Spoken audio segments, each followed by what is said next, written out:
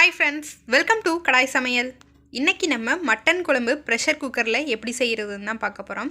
இது வந்து நம்ம நார்மலாக வைக்கிற மட்டன் குழம்பை விட ரொம்பவே டேஸ்டியாகவும் அதே சமயம் ரொம்பவே சிம்பிளாகவும் செஞ்சு முடிச்சிடலாம். வாங்க வீடியோக்குள்ளே போய் அந்த டேஸ்டியான மட்டன் குழம்பு எப்படி செய்கிறதுன்னு பார்த்து தெரிஞ்சுக்கலாம். அதுக்கு முன்னாடி நம்ம சேனலை இப்போ தான் ஃபர்ஸ்ட் டைம் பார்க்குறீங்கன்னா ப்ளீஸ் மறந்துடாமல் சப்ஸ்கிரைப் பண்ணிக்கோங்க.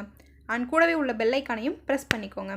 அப்புறம் தான் ஒவ்வொரு தடவை வீடியோஸ் போடும்போதும் உங்களுக்கு நோட்டிஃபிகேஷன் வரும். நீங்களும் வீடியோ மிஸ் பண்ணாமல் தொடர்ந்து பார்த்துட்டே இருக்கலாம். இன்றைக்கி நான் மட்டன் குழம்பு செய்கிறதுக்காக 1 கிலோ மட்டன் வாங்கி அதை நல்லா சுத்தமாக கழுவி எடுத்து வச்சுருக்கேன். அடுத்ததான் மட்டன் குழம்பு செய்கிறதுக்கு ஒரு மசாலா ஒன்று ரெடி பண்ணிக்கலாம். அதுக்கு ஒரு கடாயில் 1 டேபிள் ஸ்பூன் எண்ணெய் ஊற்றிக்கலாம். எண்ணெய் சூடானதும் 1 டீஸ்பூன் சோம்பு, 1 டீஸ்பூன் மிளகு சேர்த்துட்டு இதை லைட்டாக வதக்கி விட்டுக்கலாம். அடுத்ததாக இது கூட ஒரு 10 பல் பூண்டு சேர்த்துருக்கேன். கூடவே 2 இன்ச் இருக்கிற மாதிரி இஞ்சியை வந்து நல்லா தோல் சீவிட்டு கூட சேர்த்துக்கலாம். கூடவே ஒரு 15 சின்ன வெங்காயம் சேர்த்துக்கோங்க. மட்டன் குழம்புக்கு முடிஞ்ச வரைக்கும் இஞ்சி பூண்டு எல்லாமே ஃப்ரெஷ்ஷாக அரைச்சி சேர்த்துக்கோங்க. அப்படின்னா தான் டேஸ்ட் ரொம்ப சூப்பராக இருக்கும். இதை மீடியம் ஃப்ளேமில் வச்சு ஒரு 5 நிமிஷத்துக்கு நல்லா வதக்கி விட்டுக்கோங்க. இப்போது வெங்காயம் நல்லா வதங்கிருச்சு. இந்த ஸ்டேஜில் ஒரு 10 முந்திரி பருப்பு வந்து கூட சேர்த்துக்கிறேன். முந்திரி பருப்பு சேர்க்கறனால டேஸ்ட் ரொம்ப சூப்பராக இருக்கும். அதே சமயம் குழம்புக்கும் நல்ல ஒரு திக்னஸ் கொடுக்கும். அடுத்ததாக ஒரு சில்லு இருக்கிற மாதிரி தேங்காவை நல்லா பல்லாக நறுக்கிட்டு கூட சேர்த்துக்கலாம். இதை அந்த ஹீட்லேயே ஒரு தடவை நல்லா கலந்து விட்டுட்டு ஸ்டவ் ஆஃப் பண்ணிக்கோங்க. இதை நல்லா ஆற வச்சுட்டு நல்லா ஃபைன் பேஸ்ட்டாக அரைச்சி எடுத்து வச்சுக்கலாம். அடுத்ததாக குழம்பு வைக்கிறதுக்காக ஒரு குக்கர் சூடு பண்ணிக்கலாம். குக்கர் சூடானதுக்கப்புறமா 2 டேபிள் ஸ்பூன் எண்ணெய் ஊற்றிக்கலாம். எண்ணெய் நல்லா சூடானதுக்கப்புறமா 2 துண்டு பட்டை, 2 ஏலக்காய், 2 கிராம்பு, கூடவே 1 டீஸ்பூன் சோம்பு சேர்த்துட்டு அடுத்ததாக ஒரு கொத்து கருவேப்பிலை சேர்த்துட்டு நல்லா பொரிய விட்டுக்கலாம். இது நல்லா பொரிஞ்சதுக்கப்புறமா 2 மீடியம் சைஸ் தக்காளியை நல்லா சின்ன சின்னதாக நறுக்கிட்டு கூட சேர்த்துக்கலாம். தக்காளி சேர்த்துட்டு இதை நல்லா சாஃப்டாக வதக்கி விட்டுக்கோங்க. இப்போது தக்காளி நல்லா வதங்கிருச்சு. அடுத்ததாக நம்ம கழுவி எடுத்து வச்சுருக்கிற மட்டனையும் கூட சேர்த்துக்கலாம். மட்டன் சேர்த்துட்டு அந்த எண்ணெயிலேயே ஒரு 5 நிமிஷத்துக்கு நல்லா வதக்கி விட்டுக்கோங்க.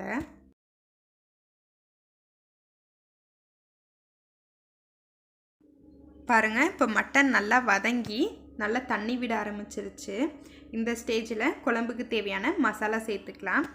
1/4 டீஸ்பூன் மஞ்சள் தூள், 1 டீஸ்பூன் தனி மிளகாய் தூள், 1 டீஸ்பூன் கரம் மசாலா, கூடவே 3 டேபிள் ஸ்பூன் குழம்பு மிளகாய் தூள் சேர்த்துட்டு இந்த டிஷ்ஷுக்கு தேவையான அளவு உப்பு சேர்த்துக்கலாம்.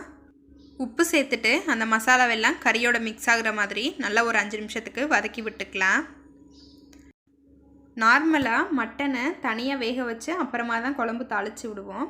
அந்த மாதிரி செய்யாமல் இந்த மாதிரி ப்ரெஷர் குக்கரில் செய்யும்போது அந்த மட்டனோட சாரெல்லாமே இறங்கி குழம்பு ரொம்பவே டேஸ்ட்டாக இருக்கும். இப்போது கறி நல்லா வதங்கிருச்சு. அடுத்ததாக நம்ம அரைச்சி வச்சுருந்த இஞ்சி பூண்டு தேங்காய் பேஸ்ட்டையும் கூட சேர்த்துக்கலாம்.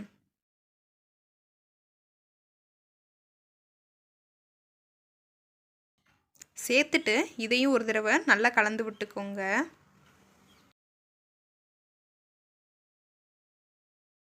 நல்லா வதக்கி விட்டதுக்கப்புறமா மிக்ஸி ஜார் அலசி கொஞ்சமாக தண்ணி ஊற்றிக்கலாம். தண்ணி ஊற்றிட்டு குழம்புக்கு தேவையான அளவு தண்ணி சேர்த்துக்கோங்க.